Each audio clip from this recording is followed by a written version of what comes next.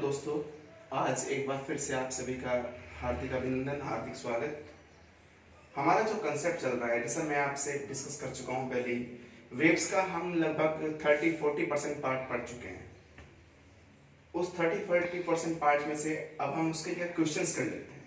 ये जो मैंने आपके सामने सारे क्वेश्चंस लिखे हुए हैं गाइस, ये क्वेश्चन सभी के सभी इंडियन एयरफोर्स, इंडियन नेवी में पूछे जा चुके हैं। मैं इन्हीं क्वेश्चन को फिर से आपके सामने डिस्कस करना चाहता हूं। तो मैं आपसे बता दूं कि हमने ये सब कंसेप्ट पढ़ चुके हैं। तो अगर आपको इसका थ्योरेटिकल पार्ट चाहिए तो थ्योरेटिकल पार्ट का लिंक आपको डिस्क्रिप्शन बॉक्स में मिल जाएगा। आप डिस्क्रिप्शन बॉक्स में जाके थ्योरेटिकल पार्ट का लिंक डाउनलोड कर सकते हैं, वहां से आप इन सब की वीडियोस देख सकते हैं। ठीक है, तो अब हम शुरू करते हैं। सबसे पहले हम शुरू करते हैं आज के इन क्वेश्चंस को। तो पहला क्वेश्चन है आज का, वायु में ध्वनि की चाल निर्भर नहीं करती है। ध्यान रखें, निर्भर करती है या निर्भर नहीं करती है। तो यहाँ पे कंसेप्ट है निर्भर नहीं करती है। तो किस पे नहीं करती है? देखो, ताप पे निर्भर करती है, क्योंकि हमारे पास में ध्वनि की चाल का जो फॉर्मूला होता है लाप्लास के according gamma P upon rho होता है। v equals to gamma P upon rho होता है। रो बराबर हम m अपॉन v यूज कर लेते हैं, तो वहां से हमें p बराबर RT। तो इसका मतलब कई बार हम ये फॉर्मूला भी लिख लेते हैं, गामा RT अपॉन m। तो कहने का मतलब ये है, टेम्परेचर पर डिपेंडेंसी हो गई आपके सामने, डेंसिटी पर डिपेंडेंसी हो गई, आर्द्रता पर डिपेंड करती है, क्योंकि आर्द्रता क्या होती है?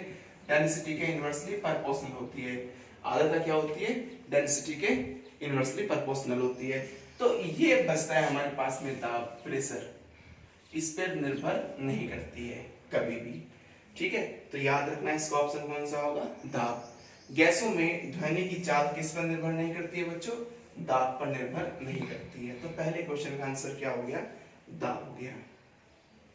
नेक्स्ट क्वेश्चन की बात करते हैं, सेकंड क्वेश्चन। गैसों में ध्वनि की चाल निर्भर करती है। याद रखें, क्या बोला है इसने? निर्भर करती है। ऑप्शन ए, केवल ध्वनि की तरंग दैर्ध्य पर। ऑप्शन बी, गैस के घनत्व और प्रत्यास्थता पर। ऑप्शन नंबर सी, केवल ध्वनि की तीव्रता पर। ऑप्शन नंबर डी, ध्वनि के आयाम और आवृत्ति पर। ठीक है, तो वेवलेंथ पे डिपेंड नहीं करती है, इनसे स्वतंत्र होती है। घनत्व और प्रत्यास्थता, बिल्कुल आपने देखा होगा इलास्टिसिटी प्रॉपर्टी जिसमें ज्यादा होगी पार्टिकल पास पास होंगे, उसमें भी क्या होगा? साउंड फास्ट होगी। तो कहने का मतलब ये हुआ कि गैस के घनत्व और प्रत्यास्थता दोनों पर क्या करती है? ये निर्भर करती है। केवल तीव्रता पर भी डिपेंड करती है, लेकिन केवल तीव्रता पर नहीं, केवल आयाम और आवृत्ति पर भी नहीं। तो डिपेंड किस पे करती है? गैस के घनत्व और प्रत्यास्थता पर। इस तरीके से क्वेश्चन नंबर थर्ड की बात करते हैं। ध्वनि की चाल समानुपाती होती है। बच्चों, ऐसा जब भी क्वेश्चन आपको मिले तो आप ऐसे क्वेश्चंस में ऑप्शन की तरफ रुख करें। क्यों? क्योंकि ऐसे क्वेश्चन में आप देखेंगे कि ऐसे किसी भी क्वेश्चन में आपको कोई भौतिक राशि नहीं दी है, किसी फिजिकल क्वांटिटी की बात नहीं कर रहा है। अगर आपसे ये कहता है कि ध्वनि की चाल दाब से संबंध होती है या ताप से, ऐसा कुछ भी नहीं कहा है, तो आप ऐसे क्वेश्चन में सबसे पहले ऑप्शन की तरफ जाएं। ऑप्शंस में आप देखेंगे ध्वनि की चाल, साउंड की जो स्पीड है प्रोपोर्शनल होती है, डायरेक्ट समानुपाती किसके होती है? तो पहला है टेम्परेचर के, टेम्परेचर स्क्वायर के, टेम्परेचर की पावर 1/2 के, टेम्परेचर इनवर्स के। आप देखें आपके पास एक फॉर्मूला लिखा हुआ है, तो टेम्परेचर की पावर कितना है? 1/2। तो स्पीड ऑफ साउंड क्या होगी? टेम्परेचर की पावर 1/2 के क्या होती है? डायरेक्टली प्रोपोर्शनल होती है। ये आपने ध्यान रखना है। Question number 4 very very most है बच्चों, ये इसको आप 7 स्टार मार्क कर ले। ये क्वेश्चन कई बार पूछा गया है आपके एग्जाम्स में। ठीक है, इस क्वेश्चन में आपने ध्यान रखना है। क्वेश्चन है 10 और 100 वायुमंडलीय दाब पर वायु में ध्वनि के वेग का अनुपात होगा। वेग का अनुपात की बात कर रहा है। तो गाइस ध्यान दें, तो आपको दिया हुआ है 10 और 100 वायुमंडलीय दाब पर। अभी आप, जब मैंने इसका थ्योरेटिकल पार्ट पढ़ाया था, थ्योरेटिकल पार्ट में आपने कहा था कि जो वायुमंडलीय दाब है या नॉर्मल दाब है, उस पर ध्वनि की चाल निर्भर नहीं करती है, ध्वनि का वेग निर्भर नहीं करता है। तो ये बात आप ध्यान में रखेंगे। इसमें ऑप्शन में दिया है 1:10, 10:1, 1:1, नन। तो जब आप कहते हो कि डिपेंड नहीं करती है, तो आप कितना भी बढ़ा लें उनका अनुपात तो कैसा रहेगा, कांस्टेंट रहेगा। तो हम क्या लिखेंगे इसका आंसर 1:1। हम कभी भी इसको नन मार्क नहीं करेंगे, याद रखना, कई बच्चे इसको नन मार्क कर देते हैं। याद रखें कांस्टेंट होती है तो कांस्टेंट का मतलब 1:1 होता है, ना कि 10 नन होता है, क्योंकि ये डिपेंड इस पर बिल्कुल भी नहीं करती है। तो आप ध्यान रखें 10 और 100 वायुमंडलीय ताप पर वायु में ध्वनि के वेगों का अनुपात होगा 1:10, बिल्कुल भी नहीं। आपको 1:10 इसलिए किसी ने घुमाने के लिए दिया है कि 10/100 हो जाएगा। जो बच्चे बस डायरेक्टली इसमें तुक्का लगाते हैं, पढ़ते नहीं है, वो 10/10 उल्टा कर देंगे इसको। तो इन पर ध्यान न दें, क्या होता है इस पर डिपेंड ही बिल्कुल भी नहीं करती है। और अगर डिपेंड नहीं करती है तो क्या आ जाएगा इसका रेशियो 1:1 आ जाएगा, कांस्टेंट रहेगा। तो नन कभी भी आप ऑप्शन में मार्क ना करें।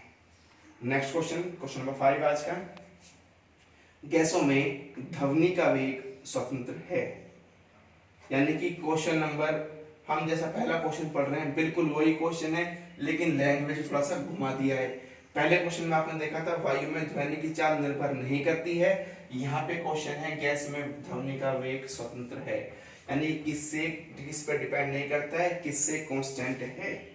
ऑप्शन नंबर ए दिया है दाब, बी दिया है ताप, सी वेग और डी तीनों से कभी भी नहीं हो सकता। आप कई बार पढ़ चुके हैं, लास्ट क्वेश्चन में भी आपने पढ़ा है कि दाब पर निर्भर नहीं करती है, दाब से स्वतंत्र होती है। और अगर दाब से स्वतंत्र है तो गैसों में ध्वनि का वेग किससे फ्रीडम होगा, दाब से होगा। ऑप्शन क्या होगा इसका, दाब होगा। दाब से क्या रहेगा, ये कांस्टेंट रहेगा, दाब पर निर्भर बिल्कुल भी नहीं करेगा। Okay, question number 6। ये भी क्वेश्चन बच्चों वेरी वेरी मोस्ट है, इसको भी आप 7 स्टार मार्क कर लें, वेरी वेरी मोस्ट क्वेश्चन है। कई कॉम्पिटिटिव एग्जाम्स में ये क्वेश्चन पूछा गया है। क्वेश्चन क्या है, 1 डिग्री सेंटीग्रेड ताप बढ़ाने पर वायु में ध्वनि की चाल बढ़ जाती है। इसको मैं आपको थ्योरेटिकल पार्ट में डिटेल में बता चुका हूं, तो आप याद रखें कितनी बढ़ जाती है, 0.61 मीटर पर सेकेंड। आप एक तीसरे, अगर आप थ्योरेटिकल पार्ट पढ़ना चाहें तो फिर से बताऊं आपको, लिंक डिस्क्रिप्शन बॉक्स में इसका मिल जाएगा, ठीक है। तो 1 डिग्री सेंटीग्रेड ताप बढ़ाने पर वायु में ध्वनि की चाल बढ़ जाती है कितनी, 0.61 मीटर पर सेकेंड, ठीक है। तो फिर से देखने एक बार इसमें क्या होगा, क्वेश्चन नंबर 6 में हम फिर से बात करें तो 1 डिग्री सेंटीग्रेड ताप बढ़ाने पर वायु में ध्वनि की चाल कितनी, 0.61 मीटर पर सेकेंड। ये आपने माइंड में रखना है। और अगर आपको इसका डिस्क्रिप्शन चाहिए तो आप डिस्क्रिप्शन बॉक्स में जाके लिंक से आप इसको देख सकते हैं। अदरवाइज आप याद रखें 0.61 मीटर पर सेकेंड की स्पीड बढ़ जाती है। नेक्स्ट क्वेश्चन, ये भी क्वेश्चन है, ये क्वेश्चन दो तरीके से पूछ जाता है बच्चों। ये आपका ऑप्टिक्स में भी आता है और वेव्स में भी आता है, वेव ऑप्टिक्स में भी आता है और वेव में आता है। क्वेश्चन क्या है, जब ध्वनि तरंगे हवा से जल में प्रवेश करती हैं तो क्या नियत रहता है, कौन सी फिजिकल क्वांटिटी कांस्टेंट रहेगी। आप इसमें एक सबसे अच्छी बात याद रखें, यहाँ पे मैं हवा जल की बात, केवल हवा और जल की बात नहीं कर रहा हूं, मैं यहाँ पे ये बताना चाहता हूं आपसे कि आप जल से हवा में आए या हवा से जल में जाएं, यानी कि एक मीडियम से दूसरे मीडियम में जाने पर, या ये बात ध्यान सुने आप, एक मीडियम से दूसरे मीडियम में जाने पर या दूसरे मीडियम से पहले मीडियम में आने पर, यानी किसी भी माध्यम से एक माध्यम दूसरे माध्यम में जाने पर, दूसरे से पहले में आओ या पहले से दूसरे में किसी में जाओ, तो उसमें क्या होता है, एक क्वांटिटी, फिजिकल क्वांटिटी होती है, भौतिक राशि होती है, इसको हम आवृत्ति कहते हैं। वो क्या होती है, नियत रहती है, वो बिल्कुल भी नहीं बदलती है, ये आवृत्ति की प्रॉपर्टी होती है, ठीक है।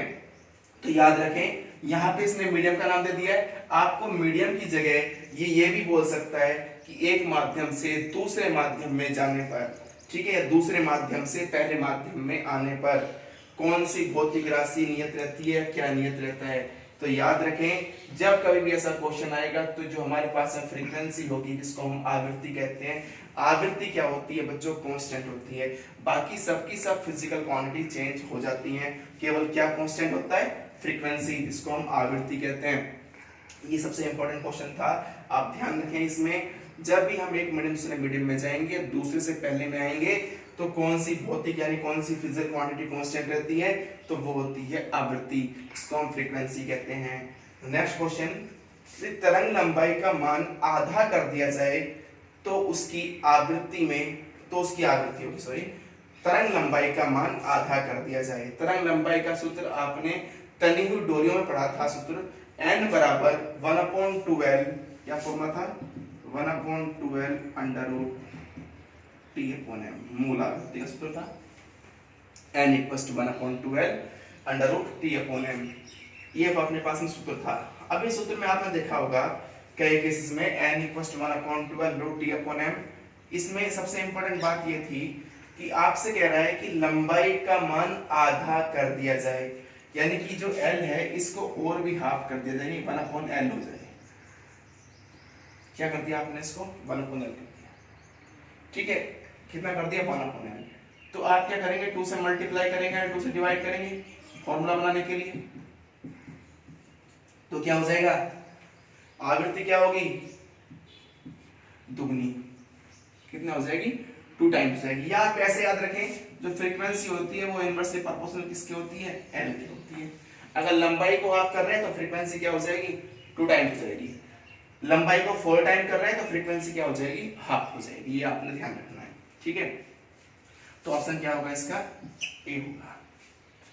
गैसों में, नेक्स्ट क्वेश्चन, गैसों में ध्वनि की चाल v, yes important question also, उसी गैस के वर्ग माध्यम मूल वेग Vrms का अनुपात होता है। लेकिन याद रखना एनटीपी पर बात कर रहा है, नॉर्मल टेम्परेचर प्रेशर का, समान ताप और दाब पर बात कर रहा है। किसमें, V/Vrms, किसकी बात कर रहा है, V/Vrms की बात कर रहा है।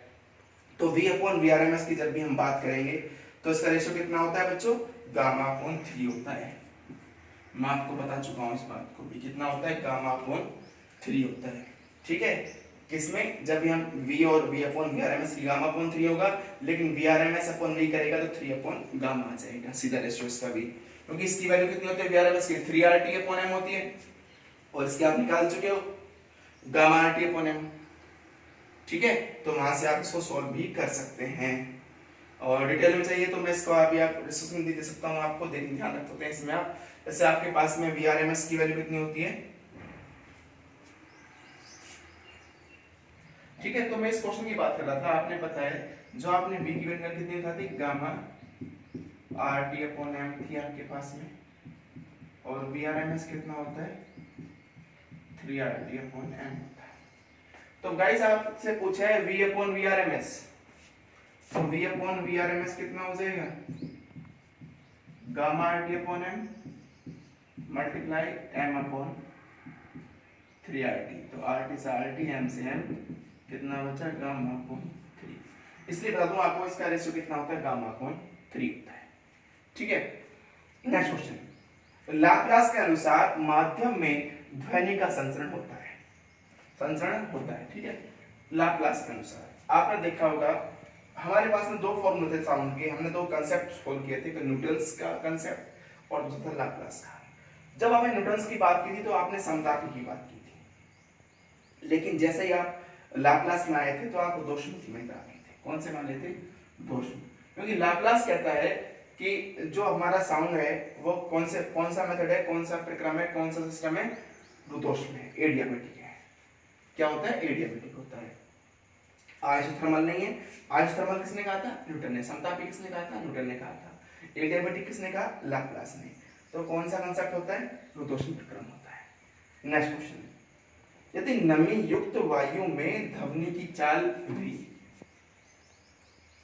और शुष्क Vm लिख देना, सॉरी यहाँ पे Vm, और शुष्क वायु में Vd हो तो NTP पर, यानी कि नॉर्मल टेम्परेचर प्रेशर पर, सामान्य ताप पर ज्यादा किसकी होगी, बराबर होंगी, कम होगी। पहला ऑप्शन है Vm greater than Vd, second है Vm बराबर Vd, थर्ड है Vm लेस देन Vd, और फोर्थ है Vm/Vd, यानी Vm बराबर Vd ऑल्सो सेम इक्वल है, कोई दिक्कत नहीं है। ये और दोनों ऑप्शन सेम ही है, वैसे भी कोई दिक्कत करने वाली बात नहीं है इसमें। तो याद रखो, नमी युक्त वायु में ध्वनि की चाल Vm और शुष्क वायु में Vd है। बच्चों आपको सबसे बड़ी बात तो ये है कि ऑप्शन बी और सी तो वैसे ही कट जाएंगे, बराबर तो हो ही नहीं सकती, ठीक है। अब हमारे पास 2 ऑप्शन बचते हैं, पहला और तीसरा। Vm ग्रेटर देन होगा, यानी कि नमी में ज्यादा होगी, या शुष्क में ज्यादा होगी, ड्राई में ज्यादा होगी, या फिर आपकी ह्यूमिडिटी में ज्यादा होगी। तो आपने अच्छी तरह से पता है, मैं पढ़ा चुका हूँ कि शुष्क वायु में जो चाल है वो किसी कंपेरिजन में कम होती है, नम की कंपेरिजन में कम होती है। ज्यादा वैल्यू किसकी आ जाएगी यहाँ पे, आपकी Vm ग्रेटर देन Vd हो जाएगा। ऑप्शन नंबर ए इसका करेक्ट हो जाएगा। इसके बाद में क्वेश्चन नंबर 12 की बात करते हैं। क्वेश्चन नंबर 12, 3 मीटर तरंग घेर दिए लैम्डा 3 मीटर और तरंग की आवृत्ति 10⁸, यानी कि n = 10⁸ हर्ट्ज। तो निम्न में से वेग होगा, किसका वेग होगा? आप साउंड को पढ़ रहे हैं, ध्वनि का ही पूछा है, ध्वनि का वेग कितना होगा? आपको उससे से पता है v बराबर क्या होता है, n लैम्डा, n की वैल्यू 3 और वेलोसिटी की यूनिट क्या होती है, मीटर पर सेकंड। आपका इसमें आंसर कौन सा होगा इसका? Option number B. ठीक है, मैं इसलिए कर रहा हूं इस क्वेश्चन को क्योंकि ऐसा इजी क्वेश्चन आता है, हम कंफ्यूज रहते हैं कि वेग क्या होगा क्या नहीं होगा। तो आप ध्यान रखें, अपने पास में एक फॉर्मूला होता है v बराबर n lambda, concept velocity of sound के लिए। n की वैल्यू आपके पास में है और लैम्डा की वैल्यू आपको दे रखी है। फॉर्मूला अप्लाई किया v बराबर n लैम्डा, आपको क्या मिल गई वैल्यू 10⁸ मीटर पर सेकंड। ये क्वेश्चन कई बार पूछा जा चुका है। सीधा सीधा आप कंफ्यूज क्या होते हो कि यार ये तो हो ही नहीं सकती, क्योंकि साउंड की इतनी स्पीड होती नहीं है। साउंड की स्पीड आप कहते हो 332 है, 300 इतना है, तो आप कंफ्यूज होते हो यार ये तो बहुत कम है। तो आप सोचते क्या हो कि यार ऑप्शन नंबर सी इसका सही आंसर होगा, क्योंकि ये तो सबसे कम है। तो गलत नहीं है आपकी, ठीक है। तो आप किससे निकालेंगे, v बराबर n लैम्डा से निकालेंगे। चलते हैं नेक्स्ट क्वेश्चन की तरफ। यदि ध्वनि तरंग की आवृत्ति n और चाल भी है, तो आवृत्ति बढ़कर फौरन आती है, चाल कितनी होगी? आप इसको इस फॉर्मूले से सॉल्व करेंगे, बिल्कुल गलत होगा। आपको जरूरत नहीं है सॉल्व करने की। आप याद रखें, यदि ध्वनि तरंग की आवृत्ति n है, चाल भी है, आवृत्ति बढ़कर इतनी हो जाएगी तो चाल क्या होगी? याद रखें, आवृत्ति जो होती है वो एक स्वतंत्र चर होता है, दाब की तरह, ठीक है। और अगर स्वतंत्र चर है, कांस्टेंट वेरिएबल है, तो कांस्टेंट वेरिएबल में इसकी स्पीड पर कोई इफेक्ट नहीं पड़ेगा। और स्पीड पर इफेक्ट नहीं पड़ेगा तो स्पीड कैसी रहेगी? जो पहले थी वो की वही रहेगी। पहले कितनी थी v, तो अभी भी कितनी रहेगी, v रहेगी। कांस्टेंट वेरिएबल में कभी भी स्पीड चेंज नहीं होती है, तो स्पीड क्या रहेगी? जो पहले थी वो की वही रहेगी। आप इस तरीके से याद रखें। क्वेश्चन नंबर 14, पराध्वनिक वायुयान उड़ते हैं ध्वनि की चाल से कम चाल पर, अधिक चाल पर, बराबर पर, या उड़ते ही नहीं? ये तो गलत है। जब आपने कह दिया उड़ते हैं तो उड़ते ही तो है ही नहीं, तो ऑप्शन नहीं होना चाहिए, ठीक है।